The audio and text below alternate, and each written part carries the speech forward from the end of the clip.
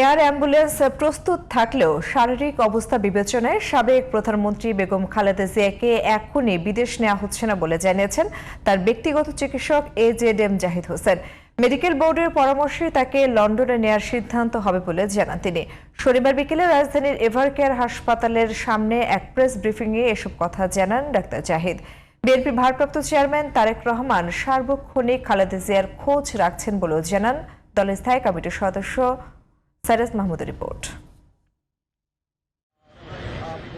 রাজধানীর এভারকেয়ার হাসপাতালে চিকিৎসাধীন বিএনপির চেয়ারপারসন বেগম খালেদা জিয়ার শারীরিক অবস্থার সবশেষ তথ্য নিয়ে শনিবার বিকেলে সাংবাদিকদের সাথে কথা বলেন তার ব্যক্তিগত চিকিৎসক দলের স্থায়ী কমিটির সদস্য ডাক্তার AZM জাহিদ হোসেন।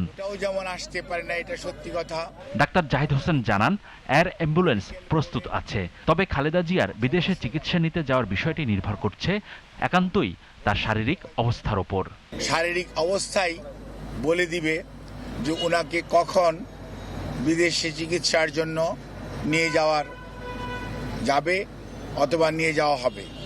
কাজেই এখন আমাদের মেডিকেল অ্যাম্বুলেন্স সবসময়ই প্রস্তুত আছে, কিন্তু প্রস্তুত থাকলেও সর্বোচ্চ পর্যায়ে দেশনেত্রী বেগম খালেদা জিয়ার সুচিকিৎসা এবং ওনার সেফটি অ্যান্ড সিকিউরিটি অর্থাৎ চিকিৎসাগত দিক থেকে এটি অত্যন্ত প্রাধান্য পাচ্ছে সর্বত্রই।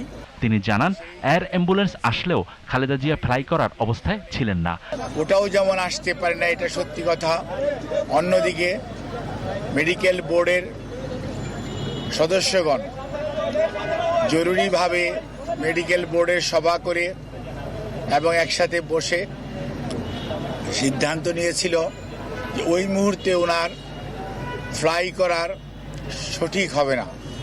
সেজন্যই আমরা ওনার যে বিদেশ নেওয়ার যে বিষয়টি সেটি কিছুটা বিলম্বিত হচ্ছে। খালেদা জিয়ার শারীরিক অবস্থা নিয়ে সামাজিক যোগাযোগ মাধ্যমে গুজব না ছড়ানোর পাশাপাশি গুজবে কান না দেওয়ার আহ্বান জানান doctor AZM Zahid Hossain. Medical board অত্যন্ত আশাবাদী যে এবারও ওনার যে শারীরিক জটিলতা, এটা থেকে আপনাদের দোয়া এবং আল্লাহর অশেষ মেহেরবানিতে ইনশাআল্লাহ দেশনেত্রী বেগম খালেদা জিয়া সুস্থ হবেন। আর বিদেশে যাওয়ার ব্যাপারে আমাদের সর্বোচ্চ প্রস্তুতি রয়েছে। যখনই ওনাকে বিদেশ নেওয়ার জন্য মেডিকেল বোর্ড যথোপযুক্তভাবে তৈরি মনে করবেন, শারীরিকভাবে মনে হবে যে ওনাকে সেফলি ট্রান্সফার করা যাবে।